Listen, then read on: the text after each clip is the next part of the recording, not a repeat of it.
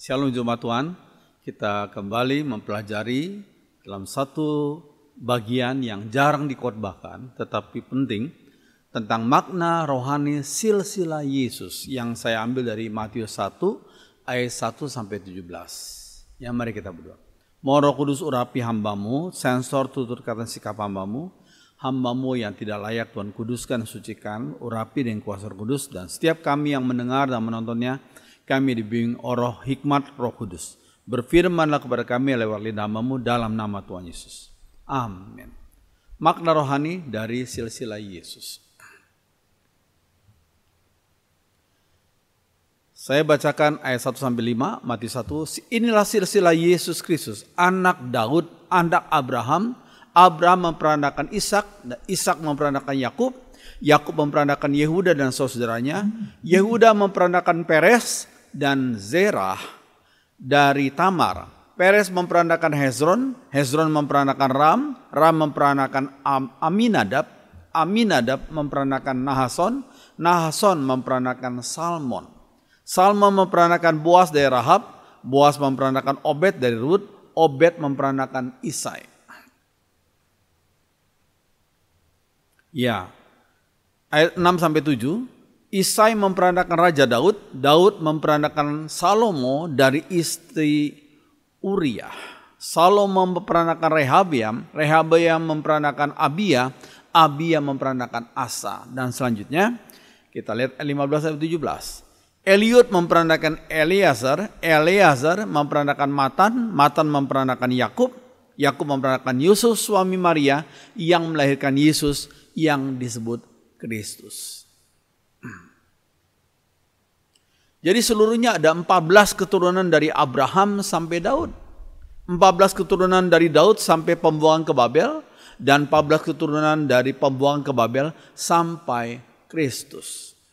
Demikianlah firman Tuhan. Mari kita pelajari bagian-bagian ini. Ya, silsilah adalah sangat penting bagi masyarakat Yahudi. Silsilah. Mereka berusaha mempertahankan garis keturunan yang murni tanpa campur, ya, dari nenek moyang mereka itu Abraham. Menurut keyakinan orang Yahudi, Abraham adalah pilihan Tuhan. Ya, memang ini berdasarkan firman Tuhan. Abraham memang pilihan Tuhan. Ya. Kaum Yahudi pada waktu itu, mungkin juga sampai sekarang ini, sangat bangga karena Abraham adalah nenek moyang mereka. Mereka tekankan blessing of Abraham, berkat dari Abraham. Ya. Namun pada waktu Yesus datang 2000 tahun yang lalu, Tuhan itu pernah menegur kebanggaan mereka itu, kebanggaan seperti itu. Ya, lihat Matius 3 ayat 9. Dan janganlah mengira bahwa kamu dapat berkata dalam hatimu, Abraham adalah bapa kami. Maksudnya nenek moyang kami, ya. Karena aku berkata kepadamu, Allah dapat menjadikan anak-anak bagi Abraham dari batu-batu ini. Tuhan Yesus menegur akan kesombongan mereka. Ya, mereka mengklaim diri sebagai keturunan Abraham secara jasmani. Ya. Tuhan Yesus berkata apa? Karena aku berkata kepadamu, Allah dapat menjadikan anak-anak keturunan bagi Abraham dari batu-batu ini. Karena Allah itu maha kuasa. Ya. Ya. Galatia 3:29, Rasul Paulus menuliskan, dan jikalau kamu adalah milik Kristus, maka kamu juga adalah keturunan Abraham dan berhak menerima janji Allah. Walaupun kita orang Indonesia, kita orang Tionghoa, kita orang Jawa dan selanjutnya. Tapi kalau kita milik Kristus, kita percaya pada Yesus, kita ini keturunan Abraham secara rohani. Ya. Dan berhak menerima janji Allah. Puji Tuhan. Ya. Semua orang yang percaya Tuhan Yesus adalah keturunan Abraham secara rohani, spiritually. Ya. Ingat janji Tuhan kepada Abraham, Kejadian 12 ayat 3. Aku akan memberkati orang-orang yang memberkati engkau, dan mengutuk orang-orang yang mengutuk engkau. Dan olehmu semua kaum di muka bumi akan mendapatkan berkat. Puji Tuhan. Ya. Kejadian 12 ayat 3. Ya. Nah, namun Tuhan menentang penggunaan silsilah untuk mendapat keselamatan. Tuhan menentang penggunaan silsilah untuk mendapat keselamatan. Titus 3:9. Apa itu bunyinya? Tapi hindarilah persoalan yang dicari-cari dan yang bodoh. Persoalan silsilah. Percekcokan dan pertengkaran mengenai hukum Taurat. Karena semua itu tidak berguna dan sia-sia belaka. Ya, Tuhan menentang penggunaan silsilah untuk mendapatkan keselamatan. Ya, karena silsilah tidak menyelamatkan. Silsilah tidak menyelamatkan. Keselamatan itu tidaklah berdasarkan keturunan. Keselamatan berdasarkan iman pribadi tiap-tiap orang kepada Tuhan Yesus Kristus. Itu yang pasti. Ya, bukan berdasarkan keturunan.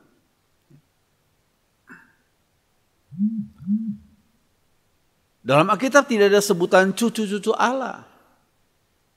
Ya, saya ini cucunya orang sebut waktu itu Maklumut. Maklumut itu salah seorang aktivis, ya, bahkan mungkin perintis Gereja Betel Petamburan Jakarta. Ya, giat beliau melayani bersama dengan Pendeta H.L. Senduk waktu itu, perintisnya GBI Gereja Betel. Ya. Tapi saya sebagai cucunya Maklumut tidak serta-merta bisa diselamatkan. Karena Maklumut sebagai salah seorang perintis, aktivis Gereja Betel Petamburan waktu itu, maka saya bisa berkata, oh saya pasti selamat. Tidak bisa. Walaupun saya cucunya Maklumut. Karena di hadapan Tuhan tidak ada kita diselamatkan berdasarkan silsilah. Tapi kita diselamatkan berdasarkan iman kita secara pribadi. Maka dari itu nggak ada sebutan cucu-cucu Allah. Tapi adalah anak-anak Allah. Sebutannya itu saja. Nggak ada cucu-cucu Allah. Ya, maksudnya hubungan itu harus langsung. Secara pribadi dengan pribadi Tuhan Yesus Kristus. Jadi kalau saya percaya pada Yesus, ya saya percaya Yesus, saya sebut sebagai anak Allah. Lalu anak kami dua, Melakai dan Ebenezer. Ya, mereka tidak bisa disebut cucu-cucu Allah. Mereka harus secara pribadi beriman kepada Tuhan Yesus. Dan kalau mereka beriman, mereka disebut sebagai anak-anak Allah juga. Jadi istilah cucu-cucu Allah nggak ada. Buyut-buyut Allah nggak ada. Yang ada adalah anak-anak Allah. Maksudnya hubungan langsung secara pribadi antara seseorang dengan Tuhan Yesus Juru Selamatnya. Puji Tuhan. Oke. Mengapa Injil Matius diawali dengan silsilah Yesus? Kenapa sih? Beda sekali dengan Injil-Injil yang lain ya. Injil Matius dimulai dengan silsilah Yesus. Mengapa? Pada awalnya ya, Injil Matius ditujukan kepada masyarakat Yahudi. Nah ini pada awalnya. Ya. Maka silsilah Yesus diutamakan untuk menyatakan bahwa Yesus adalah Mesias, yaitu yang diurapi itu. Sehingga silsilah itu sangat penting bagi orang Yahudi waktu itu. Ya. Oke. Beberapa syarat sebagai Mesias dari ayat-ayat penyelama ya. Apa syaratnya sebagai Mesias? Mesias disebut sebagai, mereka sebut sebagai keturunan perempuan. Ya memang Alkitab mengatakan demikian. Bukan keturunan pria ya sebagai kepala keluarga. Biasa kan apalagi ada timur selalu ini anaknya Pak Robi. Itu kepala keluarga yang disebutkan. Ya patrilineal gitu ya. Tapi heran, Mesias disebut sebagai keturunan perempuan. Dari mana kita lihat dari Kejadian 3:15. Ya. Katakan apa? Aku akan mengadakan permusuhan antara engkau dan perempuan ini, antara keturunanmu dan keturunannya. Keturunannya one of hers. Dalam bahasa Inggris ya, one of her. salah satu dari banyak keturunannya, salah satu saja, one of first, akan meremukkan kepalamu, yaitu kepala ular, membinasakan ya, dan engkau akan meremukkan tumitnya. Jadi iblis pernah istilahnya meremukkan tumit daripada keturunan perempuan itu, yaitu Yesus itu. Dan Yesus harus mati 3 hari, kemudian bangkit dan tidak mati lagi. Tapi iblis sudah dikalahkan oleh Tuhan Yesus dari kematian Yesus di atas salib. Ya, kematian Yesus mengalahkan iblis. Ya, puji Tuhan. Ya. Oke. Beberapa syarat sebagai Mesias dalam Perjanjian Lama. Yang kedua adalah Mesias disebut sebagai keturunan Abraham. Lihat Kejadian 22 ayat 18, keturunan Abraham. Ya. Oleh keturunan mulah, ya, oleh keturunan mula semua bangsa di bumi akan mendapat berkat karena engkau mendengarkan firman-Ku oleh keturunanmu. Galatia 3:16. Adapun kepada Abraham diucapkan segala janji itu dan kepada keturunannya. Tidak dikatakan kepada keturunan-keturunannya, jamak, bukan itu. Seolah-olah dimaksud banyak orang, bukan itu. Tetapi hanya satu orang. Dan kepada keturunanmu, satu, yaitu Kristus. Kata keturunan itu singular, tunggal, bukan banyak orang. Yaitu menunjuk pada satu pribadi, yaitu Kristus itu. Puji Tuhan. Ya, pada awalnya para penerima Injil Matius adalah kaum Yahudi yang sangat menghormati Abraham dan Daud, yaitu memang pada awalnya Injil Matius waktu itu ditujukan kepada kaum Yahudi, ya, supaya mereka mengerti karena mereka sangat menghormati Abraham dan Daud, dan supaya mereka mengerti bahwa Kristus itu luar biasa sebagai keturunan Abraham, keturunan Daud, yang adalah Mesias. Cuma sayang sebagian besar mereka menolak Yesus. Sayang sekali. Ya. Dikatakan Matius 1:1. Inilah silsilah Yesus Kristus, anak Daud, yaitu keturunan Daud. Anak Abraham, yaitu keturunan Abraham. Nama Abraham dan Daud disebutkan dahulu. Ini karena dua tokoh itu sangat penting bagi bangsa Israel. Istilah anak dalam konteks Yahudi bisa berarti keturunan. Jadi bukan hanya anak dalam pemahaman saya punya 2 anak, bukan gitu ya. Tapi istilah anak juga mempunyai arti keturunan. Ya. Jadi kalau dikatakan Yesus anak Daud, berarti Yesus keturunan Daud. Ya. Matius 1:20, Yusuf anak Daud, yaitu Yusuf anak Daud, keturunan Daud. Janganlah engkau takut mengambil Maria sebagai istri. Iya. Nah, beberapa syarat sebagai Mesias dalam Perjanjian Lama. Yang ketiga yaitu Mesias adalah keturunan suku Yehuda. Dari 12 suku Israel, suku Yehuda yang dipilih Allah untuk menurunkan Mesias itu, yaitu Yesus itu. Kejadian 4 ayat 10. Ya. Tongkat kerajaan tidak akan beranjak dari Yehuda, ataupun lambang pemerintahan dari antara kakinya, sampai dia datang yang berhak atasnya, maka kepadanya akan ditakluk bangsa-bangsa. Ya memang Yesus secara keturunan manusia, dia adalah keturunan Yehuda, salah satu suku dari bangsa Israel. Ya. Matius 1:3, Yehuda memperanakan Peres dan Zerah dari Tamar. Ya, selanjutnya jadi berarti Yesus adalah keturunan dari Yehuda. Seperti yang dinubuatkan dalam Kejadian 49 ayat 10 itu. Ya. Oke. Nah, beberapa syarat sebagai Mesias dalam Perjanjian Lama. Yang keempat adalah Mesias disebut sebagai keturunan Daud. 2 Samuel 7 ayat 12-13. Apabila umurmu sudah genap dan engkau telah mendapat perhentian bersama-sama dengan nenek moyangmu, maka aku akan membangkitkan keturunanmu yang kemudian anak kandungmu, dan aku akan mengokohkan kerajaannya. Dialah yang akan mendirikan rumah bagi namaku dan aku akan mengokohkan tata kerajaannya untuk selama-lamanya. Jadi yang mendirikan rumah adalah keturunan Daud, yaitu Raja Salomo.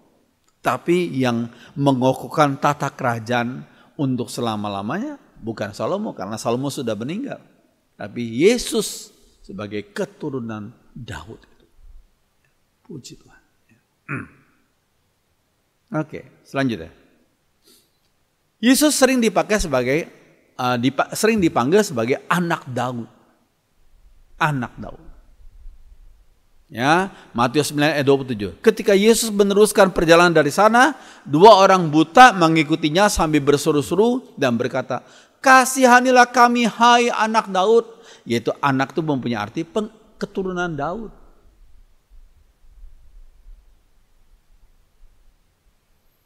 Wahyu 5 ayat 5. Lalu berkatalah seorang dari tua-tua itu kepadaku, "Jangan kau menangis, sesungguhnya singa dari suku Yehuda, yaitu tunas Daud, telah menang. Sehingga ia dapat membuka kitab itu, gulungan kitab itu, dan membuka ketujuh menteranya." Tunas Daud adalah Tuhan Yesus. Ya. Oke. Disebut dalam Yesaya 11 ayat 1, keturunan Raja Daud seperti pohon yang sudah ditebang. Pohon yang sudah ditebang, tetapi sebagaimana dari tunggul tumbuh tunas baru, demikian pula dari keturunan Daud akan muncul seorang raja. Tunggul maksudnya apa? Dari tunggul tumbuh tunas baru. Saya kasih contoh gambarnya. Nah ini, pohon yang sudah ditebang, tapi dari tunggulnya tumbuh tunas baru. Ya, kerajaan Israel waktu itu sudah ditaklukkan oleh Babel, oleh Assyria sebelumnya. Kemudian Romawi, ya sekarang tidak ada kerajaan, maksudnya saya sebutnya kerajaan Israel ya. Kerajaan Israel sudah ditaklukkan oleh Babel, Assyria sebelumnya. Kemudian Romawi dan sekarang nggak ada lagi kerajaan Israel. Ya, sekarang tetapi perlu diingat dari tunggul itu, ya seperti batang pohon yang sudah ditebang itu, tumbuh tunas baru. Siapakah tunas baru itu? Yaitu Yesus Sang Mesias. Ya, keturunan Daud akan muncul seorang, dari keturunan Daud akan muncul seorang raja, raja segala raja, yang kerajaannya kekal selama-lamanya. Siapa? Yaitu Yesus. Puji Tuhan. Ya. Oke. Pelajaran rohani dari silsilah Yesus. Pelajaran rohani dari silsilah Yesus. Yang pertama adalah Yesus mengembalikan kemuliaan ilahi dalam diri manusia. Mengembalikan kemuliaan ilahi dari dalam diri manusia. Lihat Matius 1 ayat 17. Ya. Jadi seluruhnya ada 14 keturunan dari Abraham sampai Daud. 14 keturunan dari Daud sampai pembuangan ke Babel. Dan 14 keturunan dari pembuangan ke Babel sampai Kristus.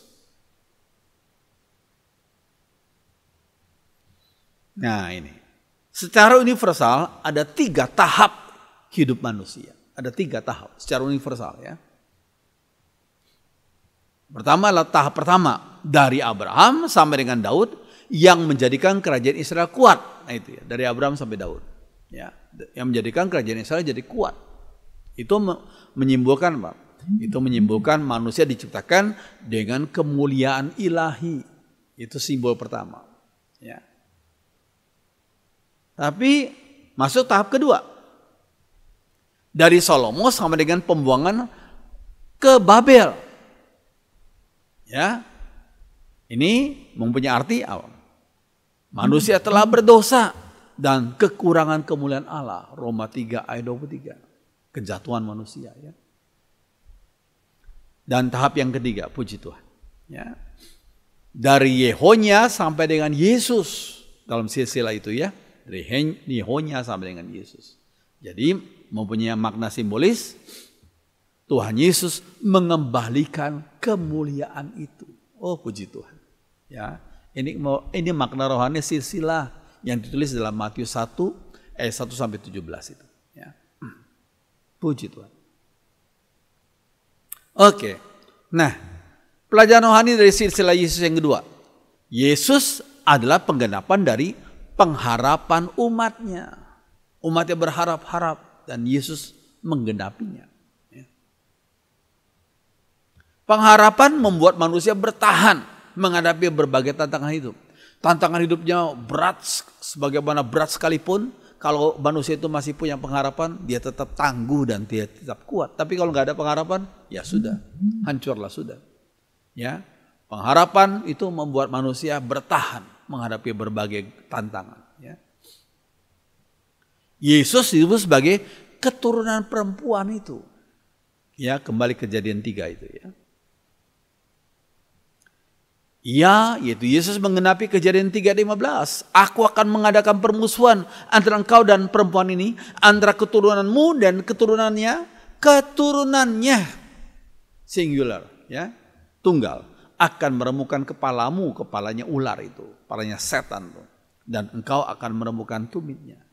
Jadi memang Yesus sempat mati karena di atas salib selama 3 hari dikuburkan. Dan pada hari ketiga dia bangkit dan tidak mati lagi. Puji Tuhan. Dia sudah mengalahkan ular, si iblis itu. Ya. Iya. Nah, Yesus adalah jawaban. Ya, seringkali orang berkata, Yesus adalah jawaban. Iya, betul. Cuma masalahnya, apakah Anda tahu pertanyaannya? Yesus memang jawaban. Cuma masalahnya apakah engkau tahu pertanyaannya apa sih? Ya. Ada sebagian orang mempunyai pertanyaan, mempunyai masalah minder, rasa diri tertolak, malas, iri hati, sombong, menghina diri dan menghina orang lain, mencari kambing hitam dan lain-lain. Itu merupakan pertanyaannya yang merupakan dosa, akibat dosa yang ada dalam diri, dalam hati manusia.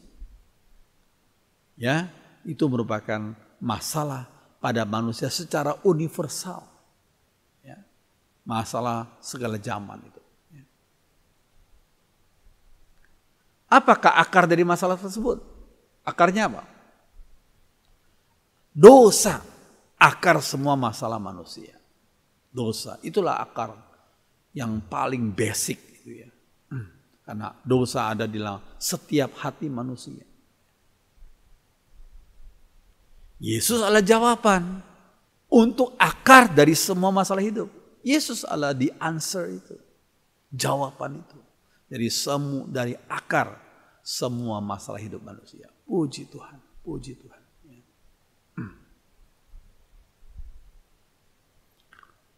Oke.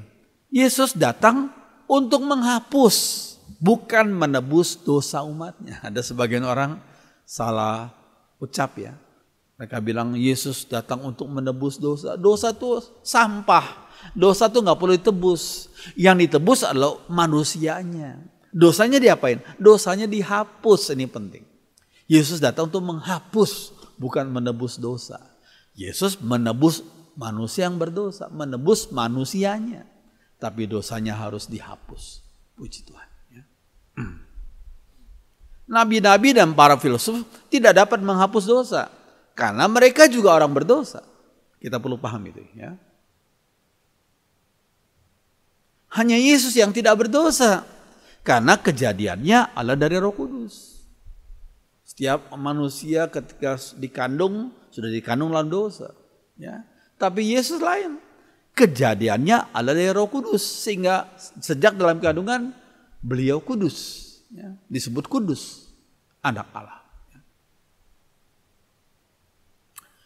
Lukas 1:35. Malaikat itu menjawab, Roh Allah akan datang kepadamu dan kuasa Allah akan meliputi engkau. Itulah sebabnya anak yang akan lahir itu akan disebut kudus tanpa dosa. Anak Allah. Itulah Yesus. Ya. Bukan nabi-nabi lain. Ya. Iya, selanjutnya. Pelajaran rohani dari silsilah Yesus yang ketiga adalah Yesus datang untuk mencari manusia yang berdosa. Mencari manusia yang berdosa.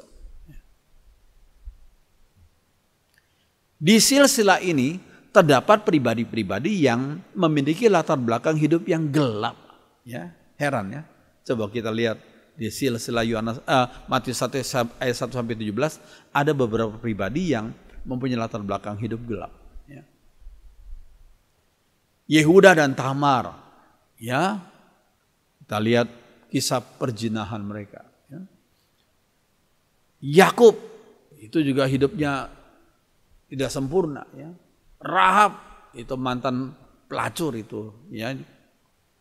Kemudian Daud dan istri Uria itu mereka melakukan hal yang buruk ya dalam 2 Samuel ya. Salomo juga banyak kelemahan. Manase, itu orang raja yang terkenal jahat itu. Ya. Kok ada dalam silsilah Yesus? Ya. Pribadi-pribadi yang mempunyai latar belakang hidup yang gelap. Ya. Matius 9 ayat 12 sampai 13 inilah jawabannya. Yesus mendengarnya dan berkata, bukan orang sehat yang memerlukan tabib. Tabib itu dokter ya. Tetapi orang sakit. Karena aku yaitu Yesus datang bukan untuk memanggil orang benar. Tetapi orang berdosa. Puji Tuhan. Inilah motivasi utama dari kedatangan Yesus. Kelahiran Yesus. Yesus datang untuk mencari manusia yang berdosa. Puji Tuhan. Oke. Semua adalah kasih karunia Allah. Ya, kita nggak layak. Ya, tetapi oleh kasih karunia-Nya kita diterima, diampuni dosa-dosa kita. Itu sungguh by the grace of God only. Hanya karena kasih karunia saja. Ya. Semakin paham firman, semakin rendah hati kita. Semakin sadar bahwa semua Allah anugerahnya saja. Gak ada yang bisa disombongkan. Gak ada yang bisa dibanggakan. Semua Allah anugerahnya saja. Ya. Seperti yang dituliskan oleh Rasul Paulus. Seorang rasul yang besar ya. Dalam 1 Korintus 15 ayat 10 dikatakan. Tetapi karena kasih karunia Allah. Aku Allah sebagaimana aku ada sekarang. Dan kasih karunia-Nya yang dianugerahkannya kepadaku tidak sia-sia. Sebaliknya aku telah bekerja lebih keras daripada mereka semua. Tapi bukannya aku. Dengan kasih karunia Allah yang menyertai aku. By the grace of God. Hanya kasih karunia saja. Ya. Puji Tuhan. Oke. Ajarannya salah. Mengajarkan apa? Hiduplah suci. Sehingga engkau akan dikaruniai Roh Kudus. Itu ajaran salah. Hiduplah suci sehingga engkau akan dikaruniai Roh Kudus. Itu ajaran yang keliru. Pertanyaannya bagaimana bisa hidup suci jika tidak ditolong oleh Roh Kudus? Itu pertanyaannya ya. Hidup yang suci adalah salah satu rasa dari buah Roh Kudus yang kita baca dalam Galatia 5 ayat 23, yaitu penguasaan diri. Penguasaan nafsu, penguasaan pikiran, penguasaan perkataan, penguasaan tingkah laku. Ya, penguasaan diri itulah salah satu rasa dari buah Roh Kudus. Hidup yang suci. Ya. Puji Tuhan. Puji Tuhan. Nah ini bagus. If there is a will, there is a way. Jika engkau mau, engkau akan bisa. Bisanya karena ditolong oleh Roh Kudus. Maunya apa? Ya maunya percaya saja. Percaya pada bimbingan Roh Kudus, kekuatan Roh Kudus. Percaya pada kasih karunia dari Tuhan Yesus. If there is a will, ada kemauan, ya, there is a way. Engkau akan bisa. Ini penting, ya. Oke. Pelajaran rohani dari silsilah Yesus yang keempat. Yesus tidak membedakan derajat suku bangsa dan jenis kelamin. Yesus tidak membedakan derajat suku bangsa dan jenis kelamin. Rahab ayat 5 itu adalah suku Yeriko. Rut ayat 5 adalah suku Moab. Ya. Dua-dua bukan orang Israel. Ya. Matius 28 ayat 19 bagus itu. Kata Tuhan Yesus apa? Karena itu pergilah. Jadikanlah semua bangsa, bukan hanya bangsa Israel. Semua bangsa, bangsa Indonesia, bangsa Chinese, ya, bangsa Amerika, semua bangsa Kadang itu pergilah jadikanlah semua bangsa muridku dan baptislah mereka dalam nama Bapa dan Anak dan Roh Kudus. Puji Tuhan. Iya. Mengapa Tuhan memberikan perintah dalam Matius 10 ayat 5 dan 6? Nah ini mungkin saudara bertanya ya. Mengapa Tuhan memberikan perintah dalam Matius 10 ayat 5 dan 6? Apa itu ayatnya? Nah ini. Ke-12 murid itu diutus oleh Yesus. Yesus yang mengutus ya. Dan ia berpesan kepada mereka, kepada 12 murid. Janganlah kamu menyimpang ke jalan bangsa lain atau masuk ke dalam kota Samaria. Ya. Melainkan pergilah kepada domba-domba yang terhilang dari umat Israel. Itu Matius 10 ayat 5 sampai 6. Orang yang nggak ngerti menunjuk pada ayat ini. Nah kan Yesus hanya khusus untuk orang Israel. Lihat itu Matius 10. Mereka nggak tahu akan latar belakangnya. Kita harus mengerti latar belakangnya. Jangan hanya cuplik satu ayat lupa latar belakangnya. Ya. Harus lihat konteksnya. Iya. Pada awalnya ini penting. Pada awalnya kaum Yahudi diberi prioritas oleh Tuhan untuk mendengar Injil. Diberi prioritas.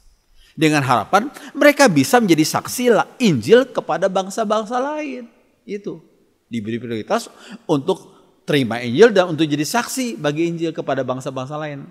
Namun karena sebagian besar kaum Yahudi menolaknya, Injil langsung diberitakan kepada bangsa-bangsa lainnya. Ini penting, ini jawabannya. Ya. Jadi jangan dibohongi oleh orang-orang tertentu yang mengutip Matius 10 dan dikatakan tuh Injil hanya untuk kelompok Yahudi saja. Bukan untuk kita orang Indonesia, orang Arab dan segalanya. Tidak. Kita harus lihat konteksnya. Ya. Jadi Injil langsung diberitakan kepada bangsa-bangsa lain. Sebab mayoritas orang Yahudi menolak Injil Tuhan. Ya. Oke. Respon jemaat Yahudi Kristen setelah pertobatan dan pembaptisan Kornelius dan keluarganya apa? Kornelius dan keluarganya bukan orang Yahudi. Lihat. Dalam Kisah Rasul 11 ayat 18. Ya. Ketika mereka, yaitu Kornelius dan keluarganya mendengar hal itu, mereka menjadi tenang, lalu memuliakan Allah katanya. Maksudnya murid-murid Tuhan ya. Jadi kepada bangsa-bangsa lain, ya, yaitu termasuk Kornelius dan keluarganya itu. Jadi kepada bangsa-bangsa lain juga Allah mengaruniakan pertobatan yang memimpin kepada hidup. Jadi murid-murid Tuhan akhirnya dikuatkan iman mereka. Ternyata bangsa-bangsa lain juga diberikan kesempatan untuk dengar Injil. Ya, wakilnya adalah Kornelius dan keluarganya itu. Ya. Oke, dari firman Tuhan kita melihat nggak ada diskriminasi etnis, nggak ada. Setiap etnis itu sebenarnya ada kelebihan dan kelemahannya. Setiap etnis ada kelebihan dan kelemahannya. Ya. Tidak perlu kita mengagungkan satu etnis, juga nggak boleh menghinanya. Ya. Setiap etnis punya tradisi dan kebiasaan yang perlu dikuduskan oleh firman Tuhan. Nggak ada etnis yang sempurna. Ya, setiap etnis punya tradisi dan kebiasaan yang perlu dikuduskan oleh firman Tuhan. Ya. Dan juga nggak ada diskriminasi gender. Jenis kelamin ya. Biasanya dalam silsilah Yahudi nama perempuan nggak dicantumkan, itu biasa gitu. Dalam silsilah Yahudi nggak ada nama perempuan yang dicantumkan. Ya, tapi dalam silsilah Yesus ada beberapa nama perempuan di situ. Ya. Jadi maksudnya dalam Kristus nggak ada diskriminasi gender lagi. Ya. Iya, Galatia 3:28 bagus itu. Ya, mari kita baca sama-sama. Dalam hal ini tidak lagi diadakan perbedaan antara orang Yahudi dan orang bukan Yahudi, antara hamba dan orang bebas, antara laki-laki dan perempuan. Maksudnya laki-laki dan perempuan di hadapan Tuhan sama derajatnya. Hamba atau orang bebas, orang merdeka, kalau percaya Tuhan Yesus sama derajatnya. Orang Yahudi atau orang Indonesia atau orang Jawa atau orang Chinese atau orang apapun juga, kalau percaya Yesus sama derajatnya. Ya. Saudara semuanya satu karena Kristus Yesus. Puji Tuhan. Ya. Kita lihat ada sekelompok orang yang berdoa dibedakan, dipisahkan antara laki-laki dan perempuan. Ya. Ini salah satu bukti bahwa mereka mempercaya Tuhan mereka seperti membedakan antara laki-laki dan perempuan. Jadi kalau kita lihat Galatia 3:28 itu laki-laki dan perempuan kalau percaya Tuhan Yesus sama derajatnya, nggak dibedakan lagi. Ya, derajatnya sama. Ya. Lihat kalau kita lihat gereja Tuhan, ya dalam ibadah, laki-laki dan perempuan jadi satu, ya sama derajatnya. Puji Tuhan. Ini sebuah karena kasih anugerah Tuhan saja. Puji Tuhan. Amin. Biar firman Tuhan menjadi berkat bagi kita semua. Mari jemaat Tuhan kita berdiri. Kita akan nyanyikan satu lagu. Belum pernah ada kasih di dunia. Mari kita berdiri.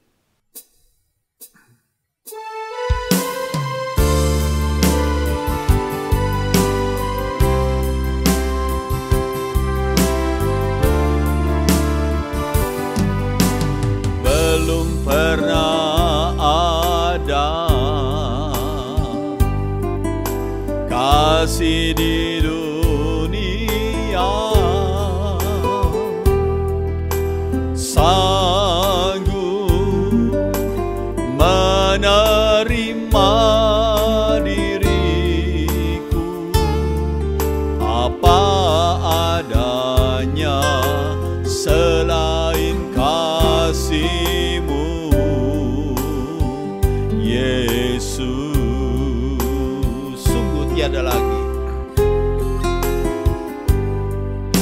sungguh tiada lagi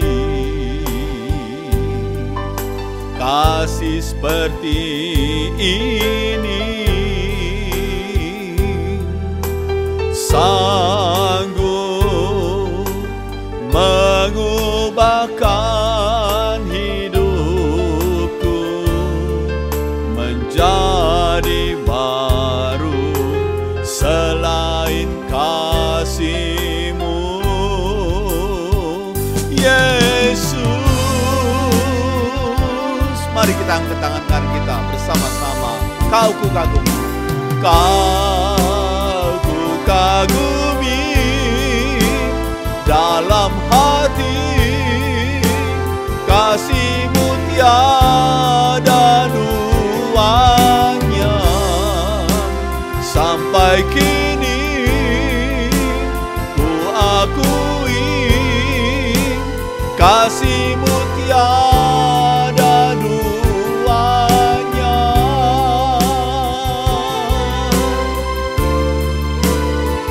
Takkan ada lagi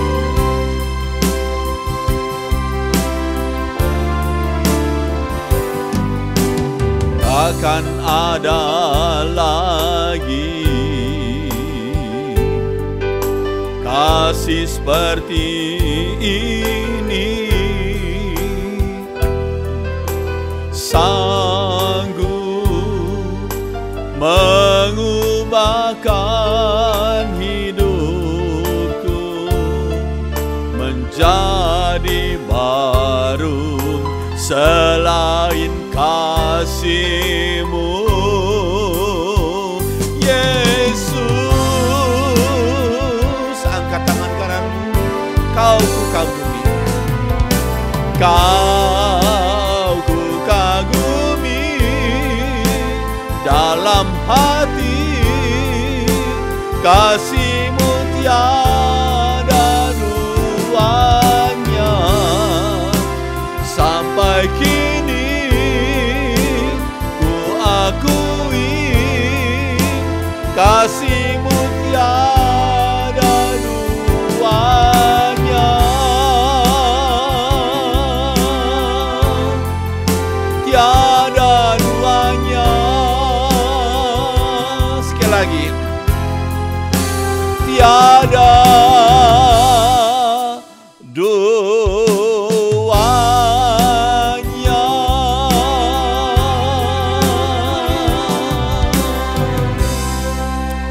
Benar ya Tuhan, semakin kami mengingatkan kasih Tuhan dan semakin kami melihat diri kami yang hina dina ini, kami tidak layak sebenarnya di hadapan Tuhan. tapi Engkau melayani kami dengan kasih Tuhan yang sungguh luar biasa. Terima kasih untuk firman Tuhan yang Tuhan sudah berikan kepada kami pada pagi hari ini. Tolong kami, bimbing kami, kuatkan iman kami, ajar kami untuk mengucap syukur dan memuji akan segala kasih Tuhan. Terima kasih Tuhan, terima kasih dalam nama Tuhan Yesus. Semua orang beriman mengatakan amin. Silakan duduk, Tuhan berkati.